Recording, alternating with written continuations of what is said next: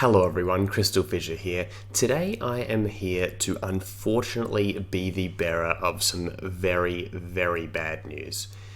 Spyro Myths Awaken in its current form has been cancelled.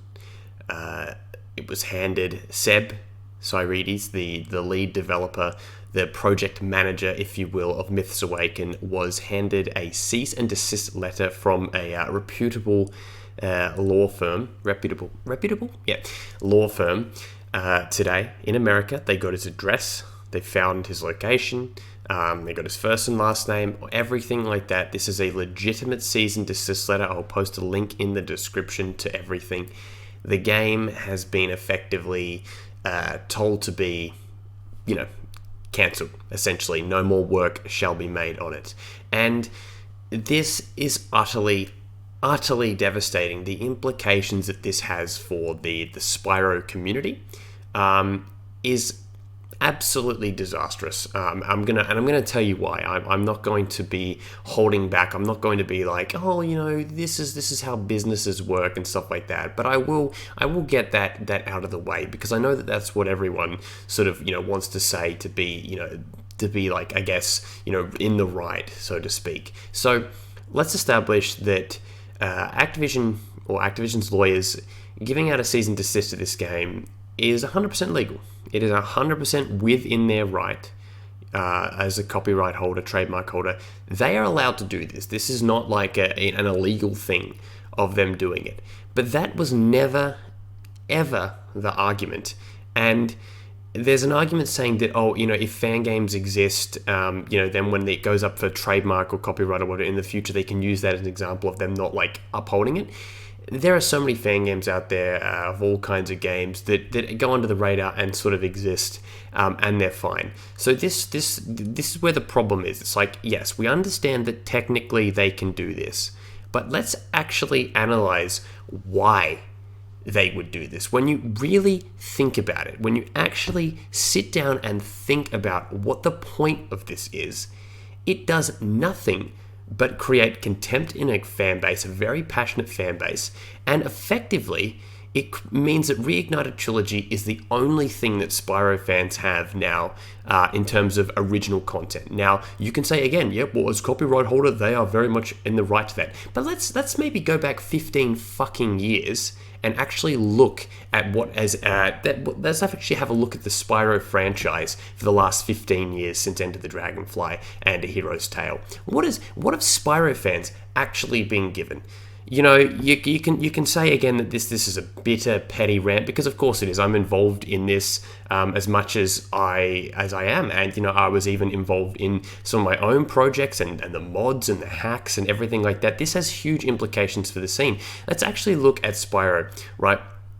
We get these half-assed, rushed games. Then we get a step into the adult direction, which completely alienates anyone that liked the original sort of style of Spyro. And then we get Skylanders, a complete and utter cash grab. So there was literally, for over a decade, basically no real proper Spyro content. That's where the fan games come along. And obviously, we all know, you can check out Bad Man reviews and some of the stuff I've done, that I've been covering fan game stuff for a long time. And the fan game stuff is utterly incredible. We've had very authentic recreations, both recreations, using original assets and some existing assets. And, really, if the argument was like, you cannot use any of the original assets, not that Activision really owned the Spyro 1, 2, and 3, contents of that disc, but that's beside the point. If that was the case, that would be great. In the case of the Bethesda Fallout 4 New Vegas sort of thing they did, it was a mod. They weren't allowed to use the assets and stuff like that to make their own stuff, and that's great.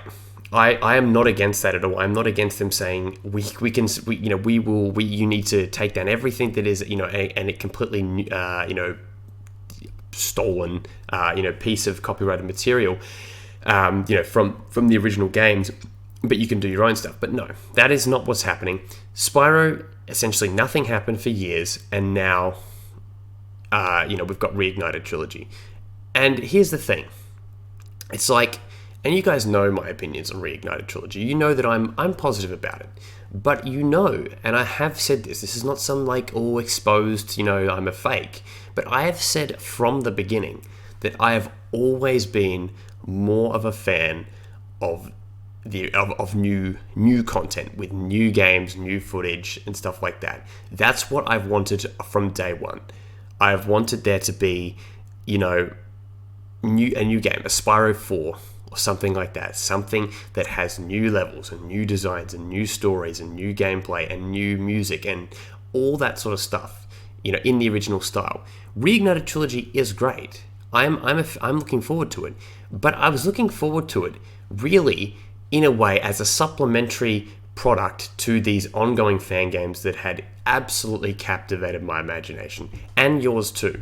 I know how much everyone was excited about this, and what does this mean for, so I know this video is kind of everywhere. It's been going for 6 minutes. It's a disaster of a video in terms of structure, but the point is that what's going to be happening is Myths Awaken will live on, just not in its current form. There was a contingency plan. So this in a way, Myths Awaken being the one that was ceased and desisted is not the all-time worst case scenario, but it can lead to an all-time worst case scenario because of some other products that were coming out for free, not being sold, of course. No one's making any actual money.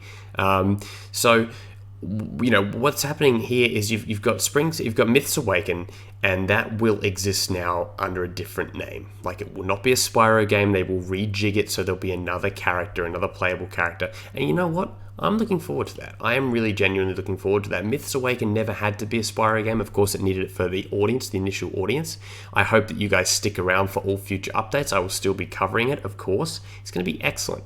But what this means is this could be utterly disastrous for things like Spring Savannah and Dream Nexus. So Dream Nexus is meant to drop in literally a month. What the fuck's going to happen now?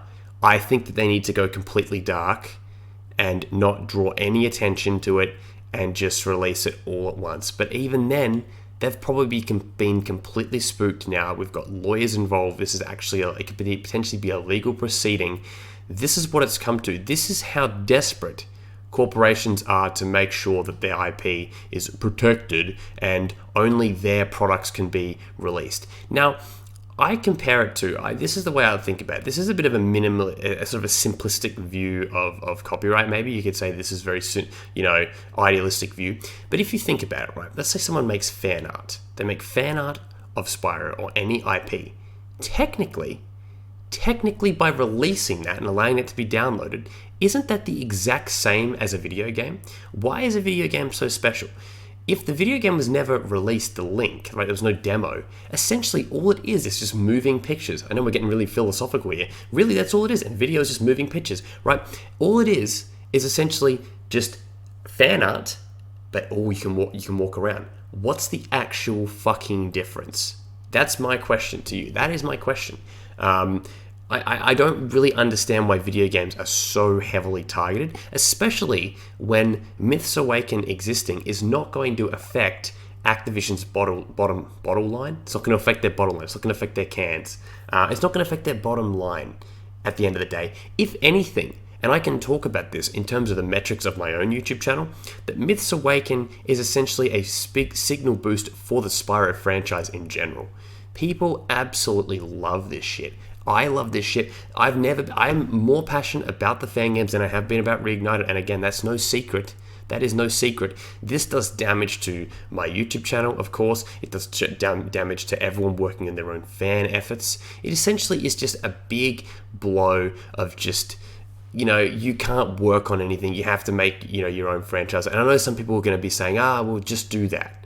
And it's like, yeah, but the thing is, let's think about this hypothetical scenario here. Let's talk a little bit about the fucking fact that Activision did not even expect Crash to succeed. They put behind no fucking marketing behind it really until the very end. They've done essentially the same with Spyro, where they just do it via the internet. They don't spend any money. They spend all this fucking money on these big franchises like Call of Duty and stuff like that. They just expect nostalgia to be the only driving force. And now, with the rumors that the next Crash game is going to be Crash Team Racing, again, you may be thinking you're just ranting like a mad idiot. Why does this even matter? But the point is that after all this, we're going to fucking get another remake with Crash.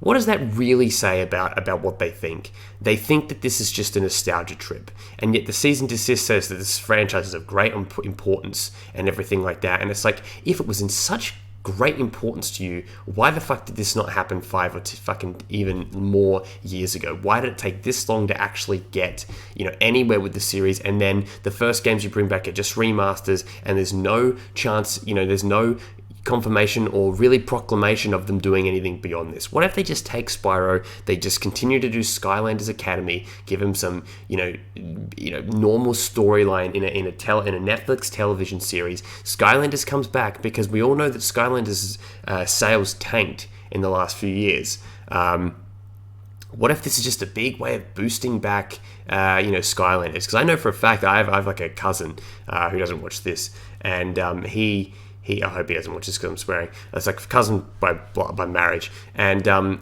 he was saying, like, his only real knowledge of Spyro is Skylanders, right? So it's like, what if it's just all a way of just funneling it back, And that's the thing. The fact that they're paying attention to this now just shows my cynicism is, unfortunately, I would say, at Ratchet 5 tier right now. It has really, really, utterly upset me.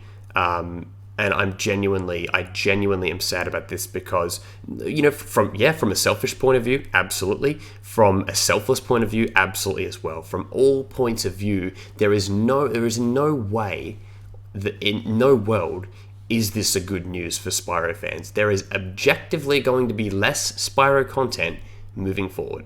That's what it comes down to. Now, the fact that, the interesting thing is that, technically hacking the game, that is technically, it's not as much trouble. What if you just imported a level into the actual Spyro engine? Technically, you could say that you'd be doing way less work. Why would that be legal and the other way not be legal? Why would there be Cease and Desist for things like Spyro and stuff like that are actually using the direct assets and exploring it and stuff like that? See, that's the thing, is that it opens up this whole wormhole of bullshit to me. And it's just upsetting. Spring Savannah as well, massive effort. All of that is gone down the toilet. Now, again, I'm going to be ignoring any goddamn fucking comment that points out that, this is how businesses work. We all know that. We literally all know that this is how a business works. We're not saying that the business is not allowed to be a business. It's the fact that this exists in the first place. That's the problem, is the fact that it can be just like this easy to put away a fan effort, which is harming no one in the end. It's harming no one, just like releasing fan art or fan music or fan videos or anything like that actually does nothing but promote the series. IPs are a very complicated matter. If they were trying to sell the demo and they're like, okay, I want $50, for this game, for Myths Awaken or Spring Savannah or something like that, then sure, you can see why maybe people would be like, they'd be like, well, you don't actually own this intellectual property. That's fair. The money argument, if it was the fact that, that you couldn't monetize any videos or anything like that, but it's like, this is, the fan base had nothing for years, and the fan games and the texture hacks and everything, all of that, Spyro was dead until 2018. And yet all these fan projects have started years ago. Texture hacks started in like 2015 when I first did one, and a couple other people followed suit and did them around the same time as me. It was fucking awesome. It was so much fun. And I feel like, essentially, and I'm rambling here, but a lot of, I hate to say it, like a sort of a Shawn Michaels type, I lost my smile, he's a fucking dickhead, fuck him.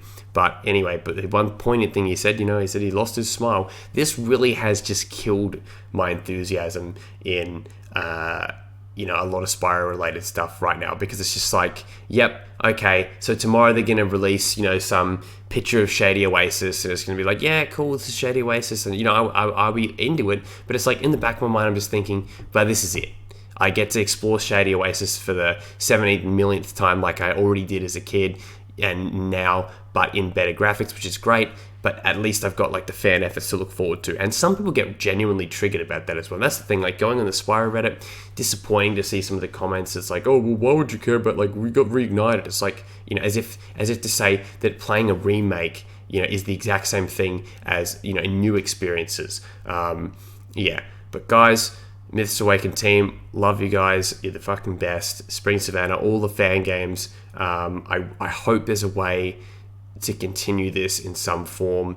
I do believe it was the Eurogame article that got the cease and desist. Because the way that the PR department and everything would work is that what they'd have is that if Google alerts and alerts on certain websites, what would have happened is when the Spyro Myths Awaken article went up on Eurogamer, they would have got pinged saying, oh, look, Spyro. Then they click it, it's not their actual game, and like, okay, that's it. Because some people, you may be thinking, and honestly, like, I wouldn't be surprised. People thinking, oh, well, CrystalFissure, you were probably the biggest signal booster of the series of the fan games, and based on the viewership, and yeah, that is true. But apparently they haven't been checking YouTube, because that has been made quite clear that they haven't checked YouTube. Otherwise, they would have been pinged months and months and months ago. And it's quite hilarious that it was originally dated that I think the 21st.